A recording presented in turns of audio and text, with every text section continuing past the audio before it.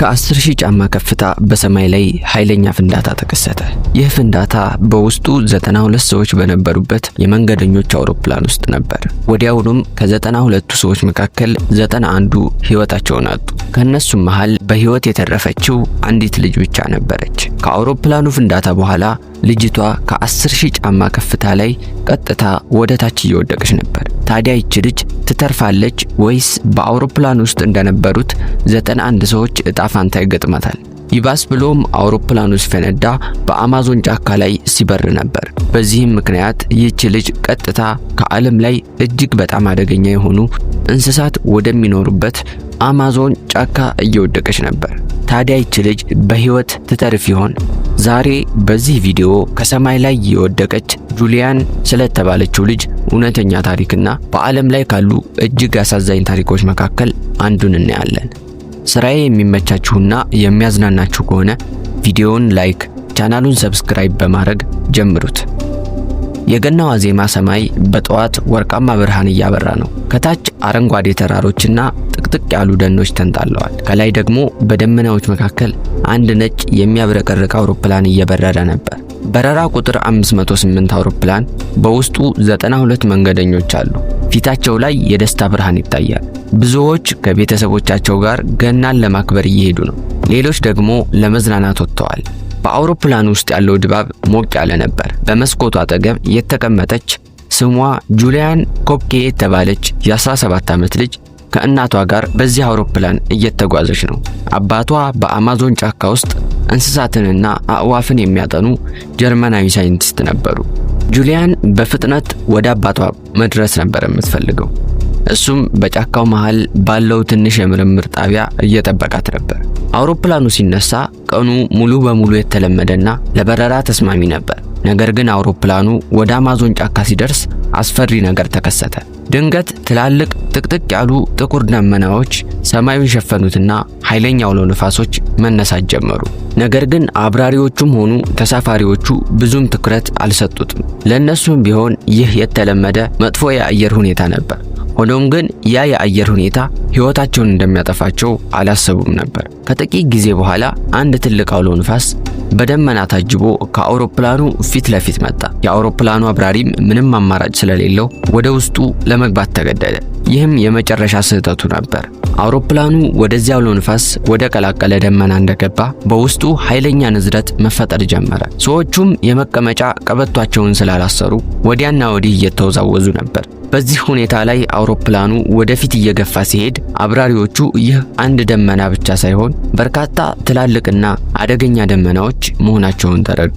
በውስጣቸውም መብረቅ ያለማቋረጥ ይንጸባረቃል። ከጥቂት ሰከንዶች በኋላ ሌላ አስፈሪ ትዕይንት ተከሰተ።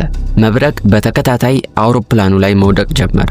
የመብረቁ ንዝረት በጣም ኃይለኛ ስለነበረ የአውሮፕላኑ ክንፎች ተሰበሩና በአንደኛው በኩል እሳት ተነሳ። በጥቂት ሰከንዶች ውስጥም አውሮፕላኑ በአየር ግፊት ምክንያት መሰንጠቅ ጀመረ። ከዛም ሌላ ፍንዳታ ተከሰተና አውሮፕላኑ በሰማይ ላይ ወደ ብዙ ቁርጥራጮች ተበታተነ። ይህም የመጨረሻ ፍንዳታ በጣም ኃይለኛ ስለነበር አብዛኞቹ ተሳፋሪዎች ወዲያውኑ ሞቱ። የአውሮፕላኑ ቁርጥራጮች ከሞቱ ሰዎች አስክሬን ጋር ከ10,000 ጫማ ከፍታ ወደ ታች መውደቅ ጀመሩ። ነገር ግን በእነዚህ በተቃጠሉ ቁርጥራጮችና በ91 ሰዎች አስክሬን መካከል አንዲት ልጅ አሁንም በሕይወት ነበረች። ጁሊያን አሁንም ከመቀመጫዋ ጋር በቀበቶ ታስራ ነበር። ከአጠገቧ አብረዋት ይጓዙ የነበሩ ሰዎች አስክሬኖች እየወደቁ ነበር። ወደ ታች ስትመለከት ትዕይንቱ ይበልጥ አስፈሪ ነበር። በዙሪያዋ የአማዞን ጥቅጥቅ ያለ ጫካ አለ። የተቀመጠችበት ወንበር እየተሽከረከረ ወደ ታች በወረደ ጊዜ የአየር ግፊት ሰውነቷን እያናወጠው ነበር። በዚህ ሁሉ ፍርሃት መካከል ጁሊያን መሬት እንደደረሰች ሁሉም ነገር ወይ በሞት ወይ በሕይወት እንደሚያበቃ በማሰብ አይኖቿን ጨፈነች። እናም ከትንሽ ደቂቃ በኋላ በቅጽበት ኃይለኛ ድንጋጤና ከባድ የህመም ስሜት ተሰማት። በመጨረሻም ከ10,000 ጫማ ከፍታ ላይ ወድቃ በሕይወት ለመትረፍ ቻለች። ታሪኩ ግን ይበልጥ አስፈሪ ነበር። ምክንያቱም አሁን እሷ በአማዞን ጫካ ውስጥ ነበረች፣ በዓለም ላይ በጣም አደገኛ በሆኑት እንስሳትና ነፍሳት መካከል። ሰውነቷ ቆሳስሏል፣ አጥንቶቿም ተሰብረዋል። ከትንሽ ደቂቃዎች በኋላ ጁሊያን ስትነቃ ሰውነቷ ክፉኛ ተጎድቶ ነበር። አንዱ አይኗ አብጦ የአንገት አጥንቶቿ ተሰብረው እንዲሁም ብዙ ቁስሎችም ነበሩባት። በአካባቢው የአውሮፕላኑ ቁርጥራጮችና የሟቾች አስክሬኖች ነበሩ። እሷ ግን ለመኖር ከፈለገች ከዛ ቦታ መውጣት እንዳለባት ተረዳች። በዛ ሰዓትም የአባቷን አንድ ንግግር አስታወሰች። በጫካ ውስጥ ከጠፋሽ የውሃን ድምፅ ተከተይ፣ ምክንያቱም ውሃ ሁል ጊዜ ወደ ሰዎች ይሄዳል ብሎ መክሯት ነበር። ይህንን እያሰበች እንዳለ ከጥቂት ሰከንዶች በኋላ ቀጭን የውሃ ጅረት ድምፅ ሰማች። ወደዚያ አቅጣጫ ሄደችና ውሃውን ተከትላ ወደ ትንሽ ፏፏቴ ደረሰች። እዚያም አረፍ በማለት ውሃ ጠጣችና ትንሽ ከተረጋጋች በኋላ ጅረቱን መከተል ጀመረች። ምክንያቱም ወደ ትልቅ ወንዝ እንደሚወስዳትና ምናልባትም እዚያ ሰዎችን ልታገኝ እንደምትችል ታምን ነበር። አባቷ መሬት ላይ መርዛማ እባቦችና ጉንዳኖች እንደሚኖሩ ስላስተማሯት በውሃ ውስጥ መሄድ መረጠች። ጊዜያት እያለፉ በሄዱ ጊዜ ያለ ምግብ መኖር ከባድ ነበር። ሰውነቷ ላይም የውሃ ውስጥ ትንኞችና ነፍሳት እየተጣበቁ ነበር። ከእግሯ ላይ ባለው ጥልቅ ቁስል ውስጥ ደግሞ ትንኞች መፈጠር ጀመሩ። ይህም ከፍተኛ ህመም አስከትሎባት ነበር። በሁለተኛው ቀን በውሃው ላይ የሚንሳፈፍ ፕላስቲክ ከረጢት ተመለከተች። አንስታ ስትከፍተው ጥቂት ጣፋጮችን በውስጡ ይዞ ነበር። ይህም ደካማ በሆነው ሰውነቷ ውስጥ ለተወሰነ ጊዜ ለመታገል ትንሽ ጉልበት ሰጣት። በሶስተኛው ቀን ራቅ ብሎ ጥቁር አሞራዎችን ትመለከታለች። በዚያን ጊዜ እናቷ የአዕዋፍ ሳይንቲስት እንደነበሩ ያስታወሰችው ጁሊያን አሞራዎች ሁልጊዜ ሞት ባለበት ቦታ እንደሚሰበሰቡ ታውቃለች። ወደዛ ስትሄድ ከመቀመጫዎች ጋር የታሰሩ 3 አስክሬኖችን አገኘች።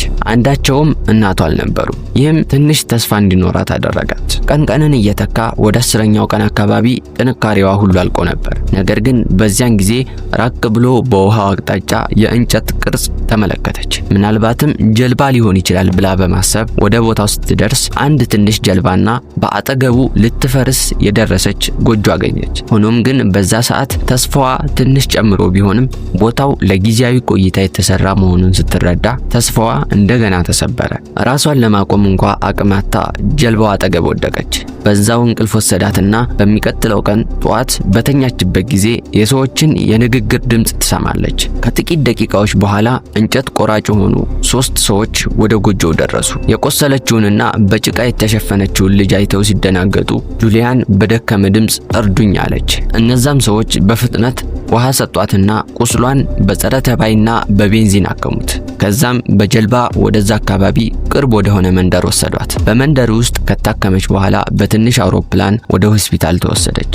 ዶክተሮችም ይህ ክስተት ተአምር እንደሆነ ገልጸዋል። ምክንያቱም ከእንደዚህ አይነት ከፍታ ወርቆ ማንም ሰው በህይወት ሊተርፍ አይችልም ነበር። ከጥቂት ቀናት በኋላ አባቷ ወዳለችበት ደረሱ። የእናቷን አስክሬን በተመለከተ ምንም ዜና እንደሌለ ሲነግሯት ጁሊያን እናቷም እንደሞተች ተረዳች። በኋላ ላይም የምርመራ ቡድኑ የእናቷን አስክሬን ሲያገኝ እሷም ለጥቂት ቀናት በጫካ ውስጥ ለመኖር ሞክራ እንደነበር ታወቀ።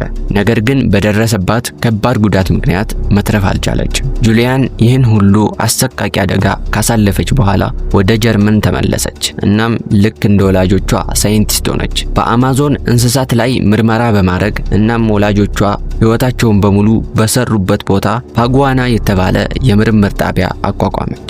የእሷ ታሪክ ከ10,000 ጫማ ከፍታ ላይ ወርቃ ያለ ምግብ ያለ አጋዥና ያለ አቅጣጫ 11 ቀናት በጫካ ውስጥ ተጋድሎ የኖረች የ17 ዓመት ልጅ ሲሆን የሰውን ልጅ ችግሮችን የመቋቋም አቅም ምስክርነት ነው። የዛሬ ታሪካችን ይህን ይመስል ነበር። ከታሪኩ የተማራችሁትን በኮሜንት ቦታ ላይ አስቀምጡልኝ። በቀጣይ እስክንገናኝ ቻው።